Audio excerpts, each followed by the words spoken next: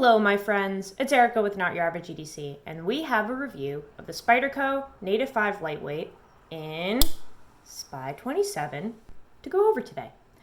I tested this for a month. If you guys aren't aware, my testing goes for an entire month and then I do a review. You cannot review a knife unless you thoroughly use it. That is just how it goes. So, we carried this for an entire month, every single day, used it every single day in conjunction with two other knives that I've already reviewed, and this is going to be the final review. Not necessarily reviewing the Native 5 as a model, because we've already done that with the LC200N1.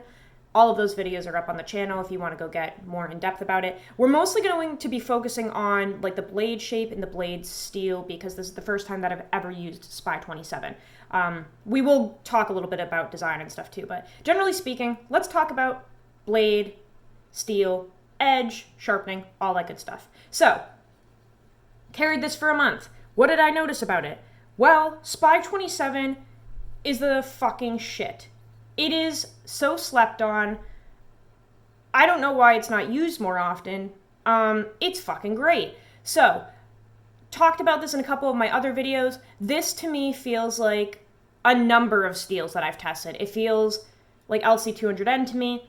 It feels kind of like S35 to me. 154cm. It's kind of feeling like all of those like beginner, basic, good steels, right? And that's kind of what Spy27 was created as. Spyderco made this steel as basically an upgrade and an easier sharpening experience to like S30V and S35VN, stuff like that.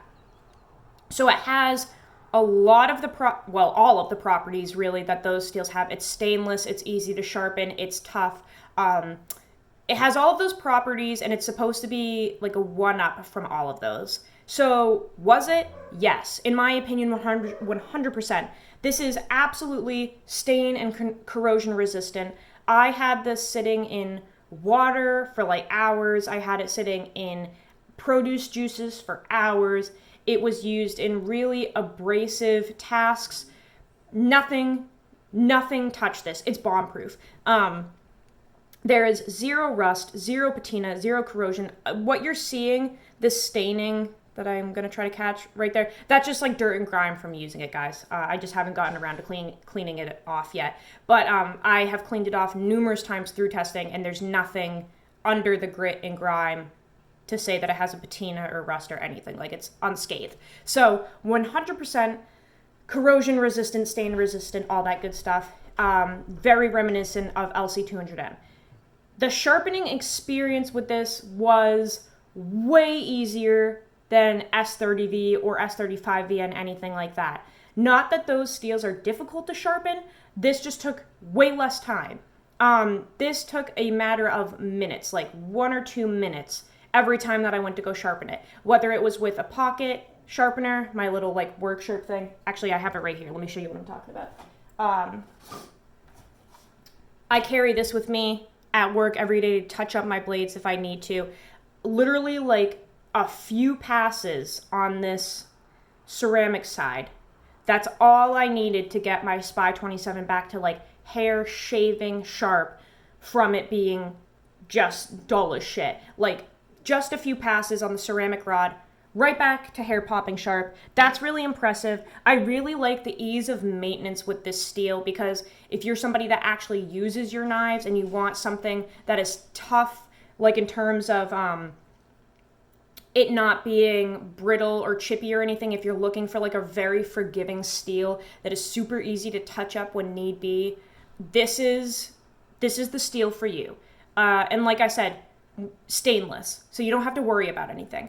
So Spy27, I really wish that they were using this more in their lineup. I wish that this was kind of like their entry-level steel instead of like S45VN, because Spyderco's changed it from like, it was like VG10, then it was S30V, then it was S35, then it was S45, and now I don't know where they're going. I don't know if they're like gonna use MagnaCut as their entry level. I wouldn't think so, but like who knows. But I wish that Spy27 was what they just put on the majority of their knives. Oh, BD1N. That's another one that they use in like their entry level knives. This is way better. This is really, really good steel.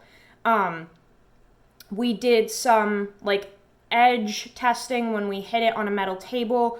I actually cutting boxes as well. I hit staples and stuff like that, and the edge, I mentioned this before, would just flatten. It didn't chip, it didn't break, it didn't even roll. It just kind of like mushed, like it just kind of flattened, which is what I prefer over like losing material out of the edge, as in a chip.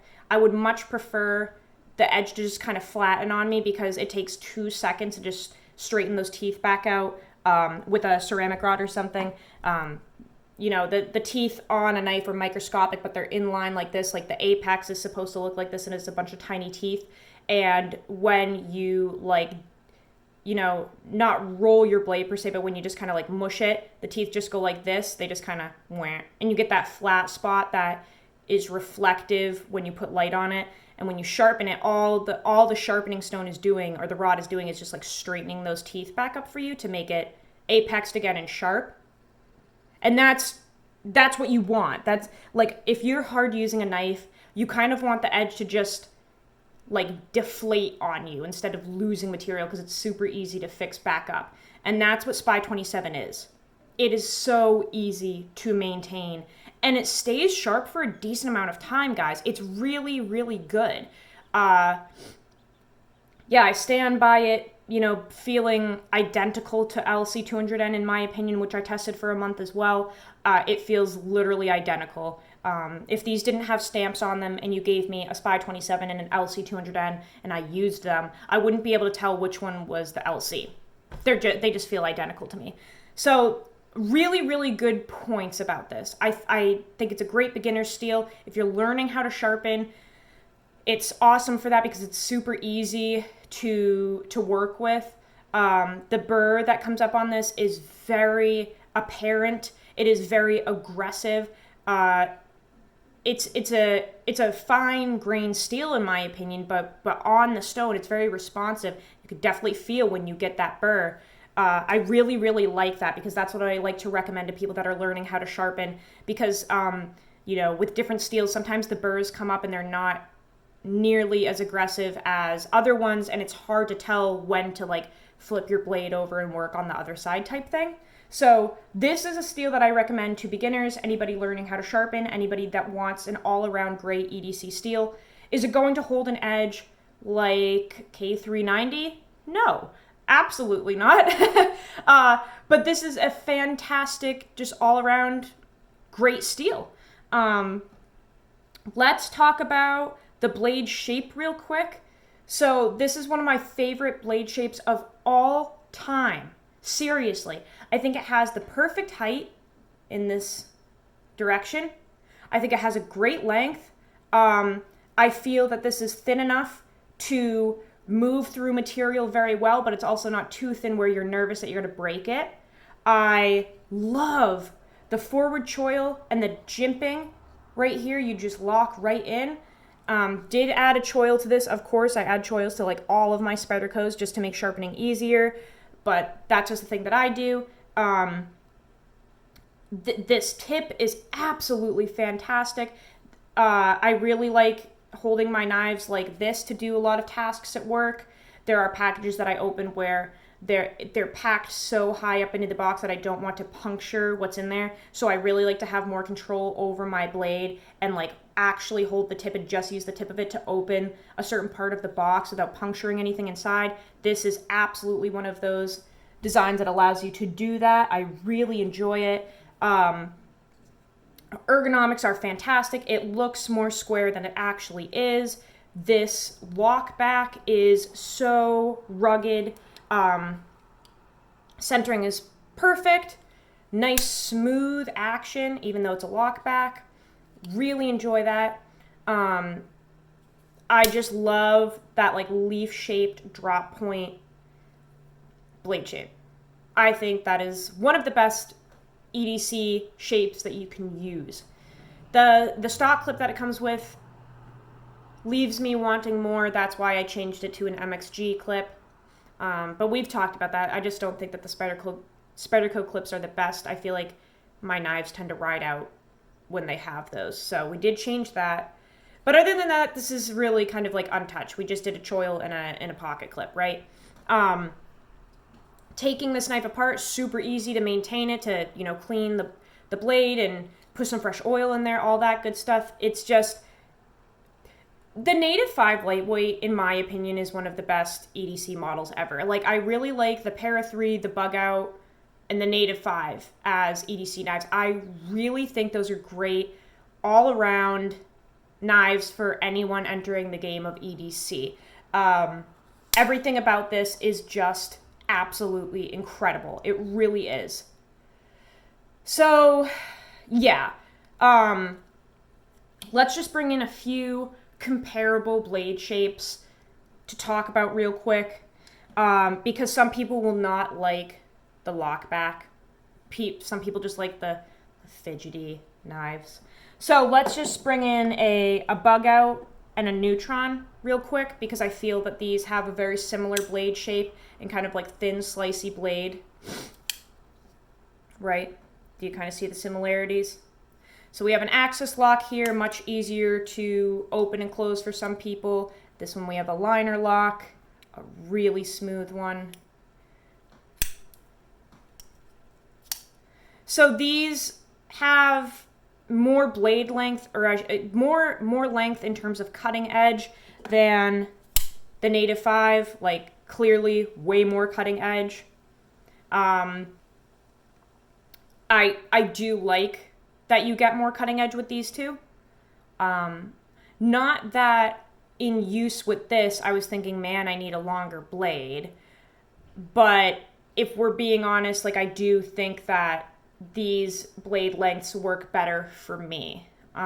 Because I do a lot of like sawing motions, and the more length you have, the more efficient you are in your cutting. You know, if I'm cutting through a really thick cardboard box, and because my blade length is so short on this one, my sawing motions are like, you know, very, very close together. That's not nearly as efficient as being able to use something like this and have longer strokes and get through your material faster. Does that make sense? So, yeah, I do appreciate the blade length on these a little more than the Native 5. When I used all three of these, I did some testing the other day. Like, I had all three of these knives out, and I used them to process the same cardboard.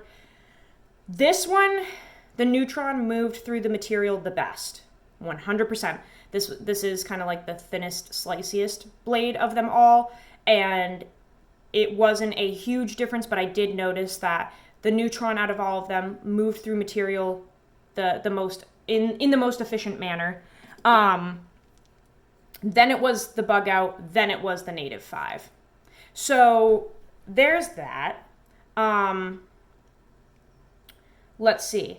If we're talking all around kind of like harder use, I would definitely pick the Native 5 over the Bug Out and the Neutron, because it is more stout and strong than those other two, in my opinion.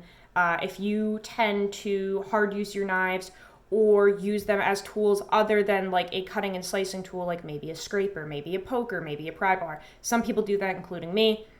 Out of all of those options, this is the one I would choose all day. This is just the most rugged and reliable, and it really is a hard use knife, in my opinion, even though it's kind of like thin and slicey. You can do some shit with this.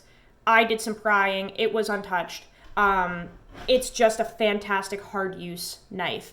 And if you want something more refined, definitely maybe look at the Bug Out or the Neutron. But if you don't want to worry about your knife breaking, maybe the Native 5 lightweight is the best choice.